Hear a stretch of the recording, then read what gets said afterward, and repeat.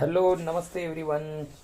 Edu solution या YouTube चॅनलमध्ये मी Ajit sir तुम्हा सगळ्यांचं हार्दिक स्वागत करतो. प्रिय विद्यार्थी मित्रांनो, आज आपण रायटिंग स्किल म्हणजेच लेखन कौशल्य या भागामधील एक अत्यंत महत्त्वाचा घटक अभ्यासणार आहोत. त्याचे नाव आहे जाहिरात लेखन यानी ॲडव्हर्टिजमेंट रायटिंग. तर जाहिरात लेखन करत असताना काही विद्यार्थी जे आहेत ते काही योग्य दक्षता घेत नाहीत आणि म्हणूनच त्यांना या प्रश्नामध्ये अत्यंत कमी गुण मिलतात. यानी कुछ बच्चे जो है जाहिरात यानी विज्ञापन लिखने के लिए कुछ बेसिक चीज़ें ध्यान में रखकर लिखनी होती है, उनको बिल्कुल नज़रअंदाज करते हैं और इसी कारण उन्हें कम अंक मिल जाते. तो चलो आज कोशिश करते हैं. मैं आप लोगों को ये श्योरिटी दिला सकता हूँ कि अगर इन मुद्दों के आधार पर जो मैंने यहाँ पे बहुत मेहनत करके मुद्दे जो है निर्माण किए हुए हैं और मुद्दों को हम आज समझेंगे, तो मुझे पूरा यकीन है कि आप लोगों को अच्छे अंक इस प्रश्न में मिल सकते हैं. विज्ञापन लेखन ये 5 मार्क्स के लिए पूछे जाने वाला प्रश्न होता है. कक्षा 8वीं से कक्षा 12वीं तक सभी यानी हिंदी मराठी मीडियम के दोनों माध्यम के यानी द्वितीय भाषा अध्ययन अध्यापन करने वाले छात्रों को भी ये प्रश्न पूछा जाता है.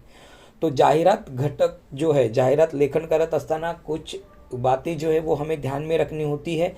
जाहिरातीचे घटक यानी एलिमेंट्स ऑफ ॲडव्हर्टायझिंग. तो जाहिरात कशी असली पाहिजे मुलांनो, त्यासाठी महत्त्वाची गोष्ट म्हणजे बघा हेडिंग यानी मथळा. मथळ्याने जाहिरातीचे लक्ष वेधून घेते. त्यामुळे सुभाषित यानी अच्छे से थॉट, उखाणा या कोई किसी भी प्रकार का उखाणा होता है वो, या संत वचन यानी किसी संतों का वचन अथवा काव्य पंक्ति यांच्या उपयोगातून आकर्षक मथळा लिहिता येतो. यानी हम जो एडवर्टाइज लिख रहे हैं या विज्ञापन लिख रहे हैं, उस विज्ञापन का जो हेडलाइन है या उसका हेडिंग है, वो हेडिंग हमेशा अट्रैक्टिव होना चाहिए. और वो अट्रैक्टिव होने के लिए इन सभी चीज़ों को ध्यान में रख के हम हमारी हेडलाइन यानी मथड़ा जो है वो अच्छा आकर्षक बना सकते. दूसरा होता है सब हेडिंग यानी उपमथड़ा.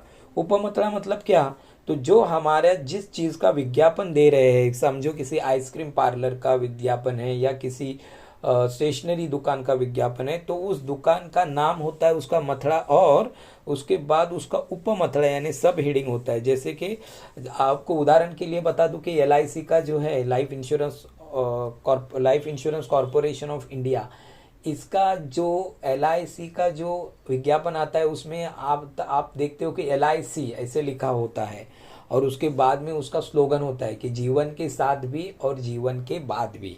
तो ये जो है ये हम कह सकते हैं कि वो उपमथळा है.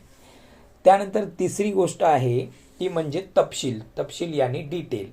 जेव्हा आपण विज्ञापन किंवा जाहिरात लिहितो, त्या जाहिरात लेखनाच्या वेळेला आपण ज्या वस्तू पदार्थ किंवा ज्या प्रोडक्टची जाहिरात करणार है त्याचा तपशील यानी डिटेल हमें देने की ज़रूरत होती है, ताकि हमारे डिटेल को देखकर जो उपभोक्ता है यानी कस्टमर है वो कस्टमर सैटिस्फाई हो कि उस प्रोडक्ट को खरीदे. त्यानंतर चौथा जो आहे जाहिरात लेखनाचा महत्त्वाचा मुद्दा तो म्हणजे संपर्काचा तपशील.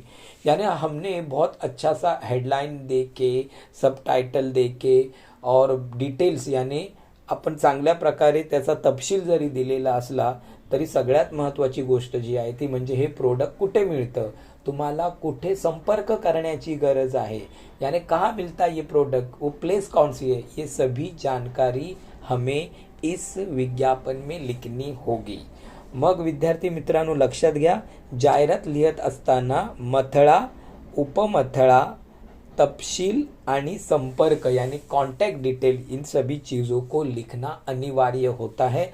तब जाके हमारी एडवर्टाइज या जो हमारा विज्ञापन है वो बेहतर दिखने में लगता है. उसी के साथ लैंग्वेज ऑफ एडवर्टाइजमेंट बच्चों बहुत ही महत्वपूर्ण बात है. वो कहते हैं ना कि जिसकी भाषा मीठी है वो सभी उसकी ओर आकर्षित होते हैं. तो उसी प्रकार हमारे विज्ञापन की म्हणजे आपल्या जाहिरातीची भाषा देखील अतिशय समंजस म्हणा किंवा लोकांना आकर्षित करून घेणारी यानी दूसरों को अपनी ओर आकर्षित करने वाली हमारे विज्ञापन जो है वो हमारे प्रोडक्ट की ओर लोगों को आकर्षित कराने वाली हमारी भाषा होनी चाहिए. तो ये किस प्रकार की होनी चाहिए उसी की भी जानकारी बहुत अहमियत रखती है बच्चों. नहीं तो बच्चे क्या बोलते हैं कि अरे मैंने बहुत अच्छा विज्ञापन लिखा, ड्राइंग किया वैशिष्ट्य लिखी और न जाने क्या क्या मैं लिखा, फिर भी मुझे 1.5 या 2 के अंक ऊपर के अंक देते नहीं हैं।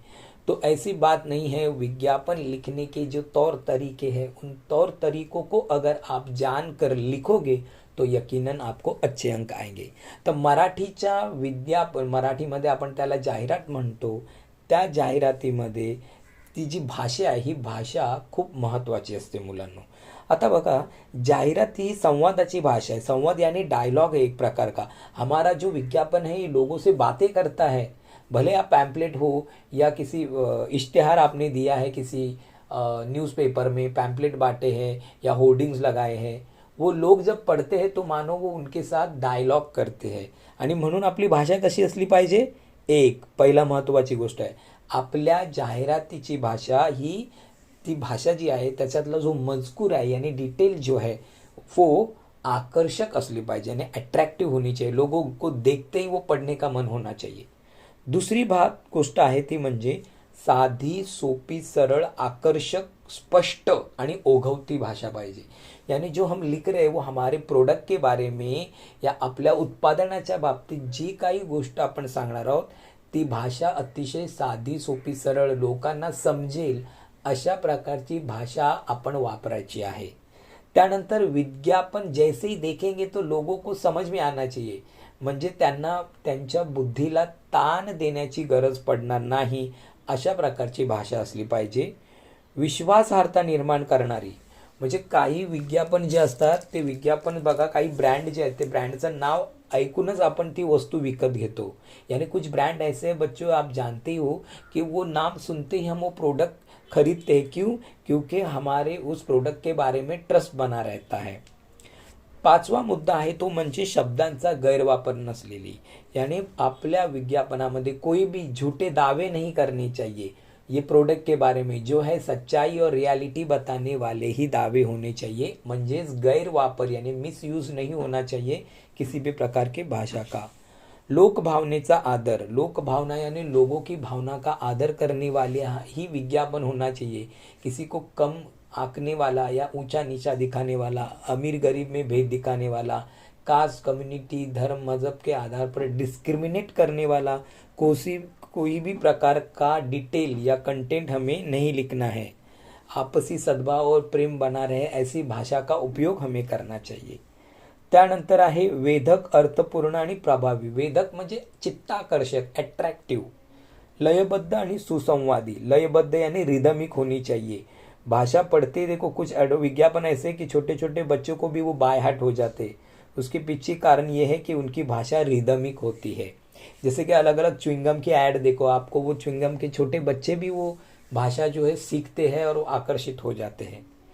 उसके बाद 9वां मुद्दा है कि आवश्यक तेथे विनोदाची झालर, यानी जहाँ ज़रूरत है वहाँ जो है विनोदी यानी कॉमिक, या जो हमारी भाषा कॉमिक होनी चाहिए। जैसे ऐसे कुछ भी देखो, बहुत सारे विज्ञापन है जिसका मैं नाम नहीं लेना चाहूँगा, या जैसे कि कुरकुरे होता है, च्युइंगम होता है, या मेंटोस के जैसे ऐड आपने देखे हैं। ऐसे ढेर सारे विज्ञापन है, जाहिराती आहेत की त्या बघितल्यानंतर तुम्हाला वाटेल की याच्यामध्ये विनोद आहे, यानी एक अच्छा सा कॉमिक होता है, उसमें एक जोक होता है, तो वो सुनने के कारण लोग वो विज्ञापन खरीदते हैं। त्यानंतर आहे भावनांची संवेदनशीलता, गरजेनुसार अलंकारिक काव्य में प्रभावी शब्दांचा वापर, यानी ज़रूरत के हिसाब से हम लोग रिदमिक है का अलंकार जो होते उनका उपयोग कर रहे तो हमारा विज्ञापन और आकर्षित होगा। आणि सगळ्यात महत्त्वाचा मुद्दा आहे तो म्हणजे ग्राहकांची आवड बदलत असते, यानी फैशन में अनेक ट्रेंड्स आते रहते हैं, बदलते रहते हैं। आज जो सबसे ज़्यादा ट्रेडिंग पे होता है वो प्रोडक्ट बाद में आउटडेटेड हो जाता है। आणि म्हणून लोकांच्या सवयी यानी लोगों की हैबिट, फैशंस, लोगों की नीड्स, ये सभी की इन सभी चीज़ों का रिफ्लेक्शन जो है हमारे विज्ञापन में होना चाहिए। तो ये सभी बातों को ध्यान में रखते हुए अगर हम विज्ञापन लिखेंगे तो यकीन मानिए आपको सबसे अच्छे अंक प्राप्त हो सकते हैं। त्याशिवाय 13वां एक अतिशय महत्त्वाचा मुद्दा है कि बच्चे बोलते कि हमने कितनी बड़ी एडवर्टाइज लिखनी है, तो कोशिश करेंगे 50 से 60 शब्दों में, यानी 50 to 60 वर्ड्स में हमें वो विज्ञापन, या मराठी में जिसको जाहिरात कहते हैं, या आप हिंदी और उर्दू में कहें तो इश्तिहार कहते हैं, वो हमें लिखना होता है। तो कोशिश है मेरी ये कि आप लोगों को इसमें सबसे ज़्यादा अंक है, आप सभी ध्यान रखिए। और हम एक उदाहरण भी लेते कि विज्ञापन कैसे लिखा होना चाहिए। आपको एग्ज़ाम में पेपर में दिया जाता है कि विज्ञापन लिखने के लिए जो है वो आपको क्या करना है, एक बेहतरीन विज्ञापन लिखने के लिए, ये देखिए ये आपको दिख रहा है विज्ञापन। हमने ये विज्ञापन लिखा है, एक छत्री आणि रेनकोट विकणाऱ्या दुकानाची जाहिरात आहे, संघपाल। संघपाल ये जो है एक छाता और रेनकोट बेचने वाले स्टोर का नाम है। तो ये स्टोर के नाम का हमने, जो हमें विज्ञापन आता है सब्जेक्ट समझ जो ऐसे आ गया कि छाता और रेनकोट बेचने वाले किसी भी दुकान या किसी भी कंपनी का या दुकान का जो है वो विज्ञापन तयार करू। म्हणजे छत्री आणि रेनकोट विकणाऱ्या कोणत्याही वस्तूची, रेनकोट आणि छत्री ह्या वस्तू विकणाऱ्या दुकानाची जाहिरात करा। तर अशा प्रकारे आपण आता जाहिरातीला सुरुवात केलेली आहे। बघा अतिशय सुटसुटीत एक जाहिरातीचा नमुना इकडे मी सादर करतो। सगळ्यात पहिलं म्हणजे आकर्षक आहे बघा, आकाशात मोठे मोठे ढग झाले गोळा, आला आला पावसाळा। तर अशा प्रकारे आपण काव्यात्मक ओळींचा वापर केलेला है, यानी कुछ ऐसे वर्ड है जो रिदमिक है, राइम वर्ड टाइप है, उसका हमने यूज़ किया है। त्यानंतर पावसानं आपली कोरडे राहण्याची हमी देणारा एकच विश्वसनीय दर्जेदार ब्रँड म्हणजे संघपाल छत्री व रेनकोट। बघा या ठिकाणी अपन संघपाल नाम का एक ब्रांड है कि जो छाता और रेनकोट भेजता है, और ये अट्रैक्टिव विज्ञापन करने हेतु उन्होंने लिखा है, क्या लिखा है कि पावसानं आपले कोरडे रहने हमें, यानी बरसात में भी आप क्या रहोगे, सूखे रहोगे, ड्राई रहोगे। क्यों? क्योंकि हम हमारा जो दर्जेदार यानी ट्रस्ट लोग जिनको पर करते हैं वो संघपाल छतरी और रेनकोट का ब्रांड जो है वो आप उस ब्रांड के रेनकोट और छाते यूज़ करो तो आप भरी बरसात में भी सूखे रहोगे। आता सगळ्यात महत्त्वाचं म्हणजे या ठिकाणी बघा छत्री काढलेली आहे मुलांनो, रेनकोटचं एक चित्र काढण्यात आलेलं आहे आणि मधल्यामध्येच हा आपण टायटल लिहिलेला आहे, त्याला आपण मथळा असं म्हटलेलं आहे। त्यानंतर हे जे आपलं प्रोडक्ट आहे तर त्याचं डिटेल, त्या तपशील म्हणजे काय, तर या ठिकाणी लिहिलेले आहेत वैशिष्ट्य यानी फीचर्स। तर आमचे हे छत्री आणि रेनकोट कसे आहेत, पहिला मुद्दा आपण लिहिला आहे सुबक आणि टिकाऊ, यानी अच्छे हैं और टिकाऊ है। दूसरा है आकर्षक रंग यानी अट्रॅक्टिव्ह कलर्स। तिसरा मुद्दा आहे वैशिष्ट्य, ते म्हणजे पुरुष, स्त्रिया व सानुल्यांसाठी, पुरुष यानी बड़े लोगों के लिए, स्त्रियां और महिलाओं के लिए, साथ ही साथ सानुले यानी किड्स के लिए। आणि सगळ्यात महत्त्वाचं वैशिष्ट्य आपण दिलेलं आहे ते म्हणजे हमारी इस प्रोडक्ट पे आपको 20% डिस्काउंट मिलेगा, म्हणजे 20% सवलत। आणि त्यानंतर आपण बघा परत खाली लिहिलेलं आहे आजच खरेदी करा, वर्षा ऋतूचे स्वागत करा, यानी आज ही खरीदी कीजिए और वर्षा ऋतु का स्वागत कीजिए।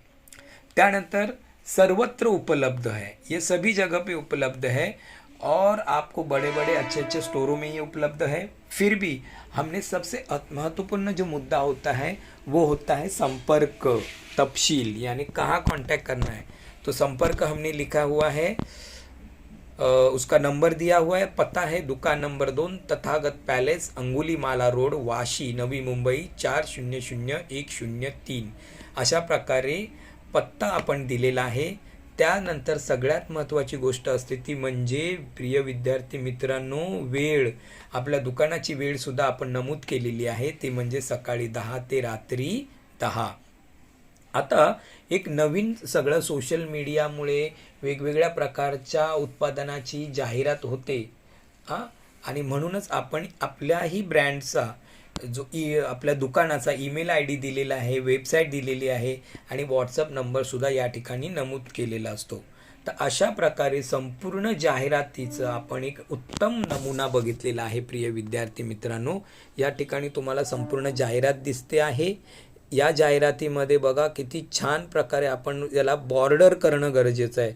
शेवटी जाहिरात लिहून झाल्यानंतर त्याला योग्य प्रकारे बॉर्डर करणं गरजेची आहे। त्यामुळे छत्रीचं बघा कुठेही तुम्हाला जर चांगल्या प्रकारे ड्रॉइंग करता येत नसेल तर पुसटशी अशी ड्रॉइंग करायची आहे, पण तीही पेनानेच करायची आहे विद्यार्थी मित्रांनो। त्यानंतर असा चौकोन आखून घ्या आणि ती आकर्षक जाहिरात तयार झाली की तुम्हाला उत्तम गुण मिळतील। अशा प्रकारे हा नमुना तुमच्यासाठी मी सादर केलेला आहे.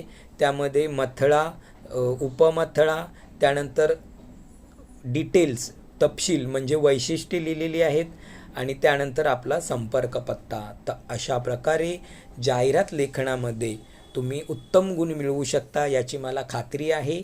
या सगळ्याची पुन्हा एकदा तुम्ही वारंवार जर रिव्हिजन केलं तर कोणत्याही विषयाची जाहिरात तुम्ही उत्तम प्रकारे लिहू शकता आणि उत्तम गुण मिळवू शकता याची मला खात्री वाटते. तो कैसे लगा ये वीडियो? अगर आपको पसंद आया तो आप अपने दोस्तों को, आप अपने जो भी सर्कल में आपके दोस्त हैं, भाई बहन या फ्रेंड सर्कल है, स्कूल के दोस्त हैं, उन सभी को ये शेयर करो, चैनल को सब्सक्राइब करो, लाइक करो और आपको अच्छे अंक मिले ये उम्मीद और दावे के साथ मैं यहाँ पे आपसे विदा लेता हूँ.